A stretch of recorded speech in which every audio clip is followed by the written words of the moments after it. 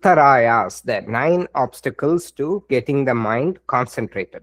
He's going to tell 9 obstacles, which we are all very familiar with because we encounter it day to day. So if you go sit in meditation, your body is screaming, you're getting bored, you're falling sleepy. All these are happening. We're very familiar with this. So Patanjali is going to detail all this.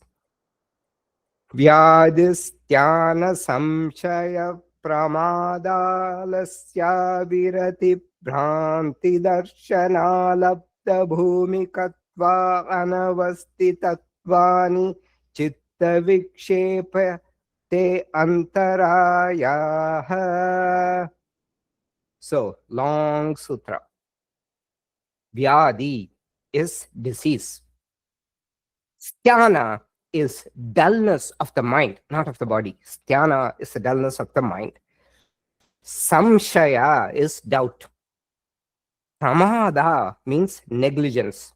So very often in Indian languages, the word pramada is meant to used in the context of nonchalant. He's like very casually accomplishing great things. But actually, the word pramada has a negative connotation of negligence. Even though it looks like, he very easily, in the flick of a hand, this person did this, she did that. No, it's actually negligence, pramada. Alasya means sloth of the body. Remember, sthana is dullness of the mind. Alasya is sloth of the body. Avirati is the rati means it's just indulgence, craving. So avirati is over indulgence in sensual things. Avirati. Then bhanti darshana means erroneous. Darshana, it means sight, right, or perception. Erroneous perception or it's imagination. Erroneous imagination. Alabdha bhumikatva, which means inability to reach the milestone. And then anavastitatvani, which means slipping away from the ground gained from practice. So you attain a certain level of you're able to sit comfortably for half hour, you're able to get concentrated, and then what happens? You slip in your practice, you start overeating and something, and it becomes difficult for you to stay half an hour. You feel sleepy, your mind wanders. So all this is slipping away from the ground that is gained from practice. These distractions of the mind are obstacles to samadhi. So 9 of them. We will see one by one. Okay. The example which Vyasa gives is eating tamasic food before meditation, because that can dull your mind down. This, it's bad, but you still do it. This is called negligence. And the other thing is the mind, there's something which is pulling. You're not so convinced that, and the Vyasa says, why does this happen? Even though in yoga, the stakes are very high, because it can give you deep peace of mind. But because of the consequence, all these things seem very distant, we fall into pramada. It is not immediate gratification. It is something that comes over time, and also in lifetimes, because next lifetime, if you cleanse your mind, your next lifetime, the karma gets getting lesser and lesser. So over the course of lifetimes, things would improve and you can one day get liberation. But this is so far-fetched that people are not able to put in the effort. That's where the negligence comes. Now, I will tell you a story. This is a very famous story in the Puranas. It comes in the Mahabharata. This is the story of King Nahusha. Okay, and in this story, it's fully about negligence. A single moment of spiritual arrogance or negligence caused Nahusha to fall. So this is what happens. Nahusha was a king in the lunar dynasty. So there were 2 dynasties. The solar dynasty, where Rama was born. Raghu Vamsa Sudha is Rama is called jewel of the solar dynasty. Raghu's son, the solar dynasty's jewel is Rama. Then Krishna and the Pandavas, they all come in the lunar dynasty, Chandra Vamsha. So in that dynasty, long before the Pandavas, there was a king called Nahusha. He was a very pious king. He ruled justly. He was a paragon of virtue, charity, and sacrifice. He performed hundreds of yajnas. So those days they do yajnas, which is Vedic rituals, because they believe that when you chant all this in a proper way, it blesses the environment, the land, all that. Okay, so he did a lot of that. He got a lot of merit because of that. And one day what happened was Indra fought a demon called Vritra. The demon was actually born as a Brahmana. He was born in a virtuous community, but because of the mind, his path took him towards a demonic path. That is why demons, I have told you before, are not ones with canine teeth, tusks, horns, all that. No, demons are just the mental makeup. So that's why Bhagavan in the 16th chapter of the Bhagavad Gita talks about Daiva Asura Sampat Vibhaga Yoga, the distinction between divine and demonic traits. So this Vritra was one such person, but because Indra killed him, Indra had to repent. Because he was Vritra was very evil. Indra was the king of the gods. Indra kills Vritra, but because of that, he had to take some time off, do meditation, repent for his act, because Vritra, after all, was born with a lot of virtue, but his path went into the wrong direction. So the throne of the heavens were empty. So they wanted to keep somebody for a temporary short time till Indra comes back. The gods, they just scanned the entire universe, and the person who stood out because of his virtue is Nahusha.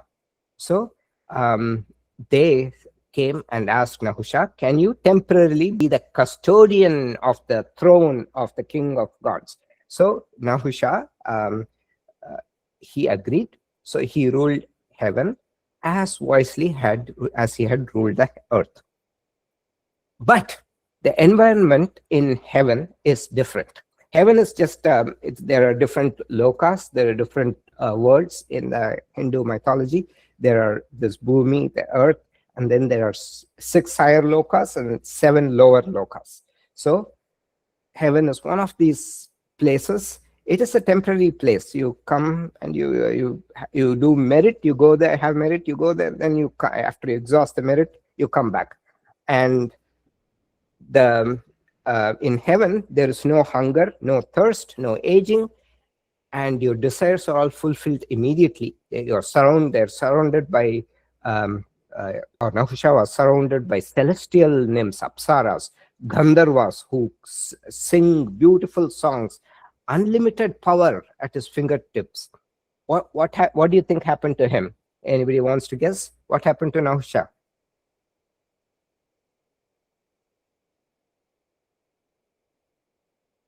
Anybody? I think he succumbed to all these things that are happening around him, and he's lost his wisdom. And yes, he became arrogant. He succumbed. Correct.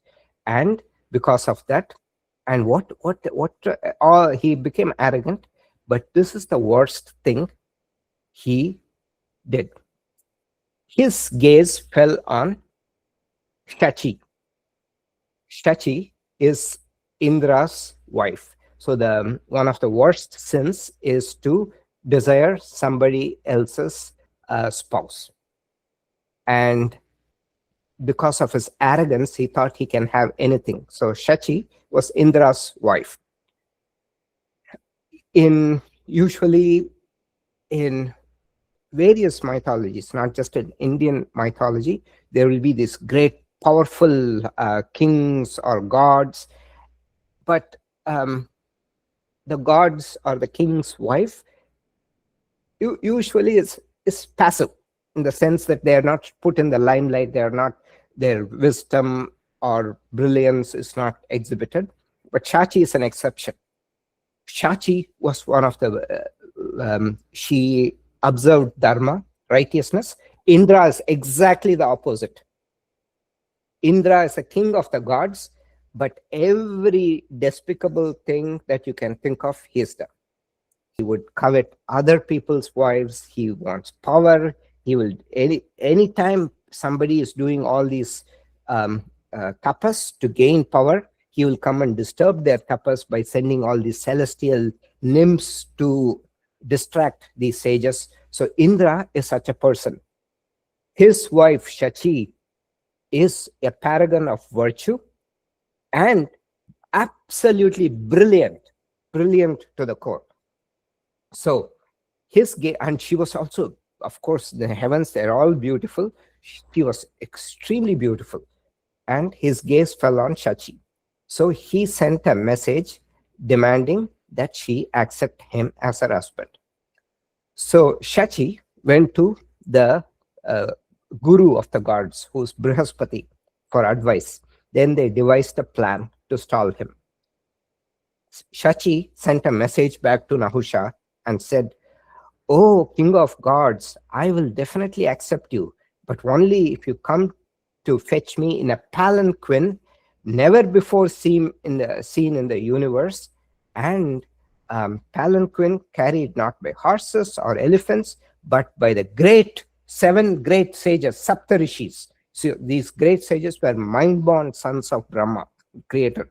They were absolutely great, and all the knowledge, they flowed through them. And so this was a trap they set. Shachi and Brihaspati set the trap. Nahusha, because he was so filled with pride, he didn't see the trap. So he walked straight in. He goes to the sages and he asks 4 of those sages to carry him. One of the sages was Agastya. Agastya is short and he's also pot-bellied, stout. And the other sages are Vashishta and other people. Out of respect for the position of Indra, not for Nahusha, the sages silently agreed. And then the procession started. So they are going to Shachi's palace. And what happens? Agastya, being shorter, and he is having some difficulty, right? So the palanquin is tilting, so he was kind of faltering. Nahusha, he was so filled with lust to meet Shachi, so he says, "Faster, faster." And the words for fast is the same as the word for snake, which means sarpa. Sarpam means snake. Sarpa also means fast, go or hasten.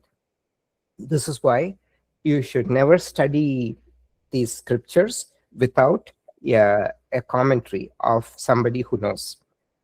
Because if you look at the dictionary, you will end up with the wrong meaning. So Sanskrit is a live language, they call it. Things are contextual. So Agastya, what did Nahusha do? Look what he does here. He kicks Agastya. At this point, Agastya loses it. Okay, a great sage. And Agastya tells him, "Nahusha, you've been blinded by your pride. You have insulted the holy sages by asking them to carry your palanquin. You have violated the highest dharma by casting your gaze on another person's wife. And since you yelled sarpa, which means a snake, at me in your haste, you will become a sarpa, you will become a snake." And from that point, he fell from the heavens and into the dirt, and you will crawl in the dirt of the earth as a giant python for 10,000 years. So Nahusha, at that moment, what happened? His celestial body was gone, and he became a huge python, and he fell all the way down. Okay.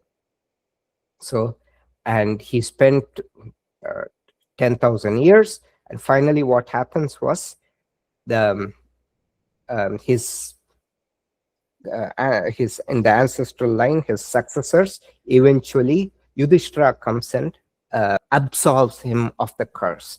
And how it happens was that one day Bhima goes to fetch some water while they are in the forest, and the python wraps around it. So the python symbolizes alasya, that is physical laziness, because it doesn't, when we are hungry, we go to the refrigerator or the pantry to get something to eat, or go to a restaurant, so we move. Python doesn't even move, it just stays there.